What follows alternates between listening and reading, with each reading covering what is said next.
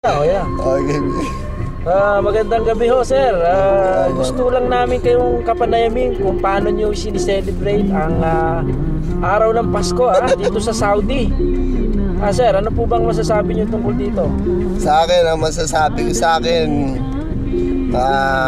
dito sa katayuan ko ngayon sa Saudi, nasa malayo ako. Medyo malungkot na masaya. Pero sa akin, isi-celebrate ko ang Pasko, masaya, happy ako, Kayo po ba enjoy. mag-iinom? Bagamat bawal po rito sa Saudi, maring pinagbabawal ng gobyerno ang pag-inom. Siyempre, ang sa akin ay susundin ko ang batas ng Saudi.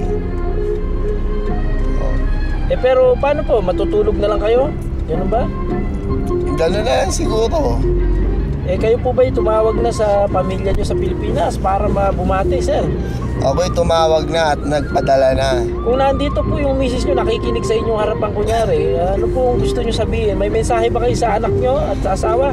Ang masasabi ko lang sa pamilya ko ay mag-ingat sila. At isa pa, lalo na sa anak ko, sana makapagtapos ng pag-aaral.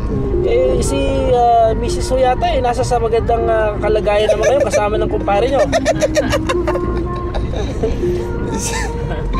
O sa anak nyo po, kung nakikinig ang anak nyo ngayon, ano ba yung mga mensahe nyo sa anak nyo? Sa akin ay, nak, sana huwag mong pababayaan ang iyong pag-aaral. Yun lang ang inihiling ko sa'yo. Malusog naman po ba ang inyong anak? Wala na? Siyempre naman, mahal na sa akin. Ayun. Okay, salamat sir. Maganda. Merry Christmas sir.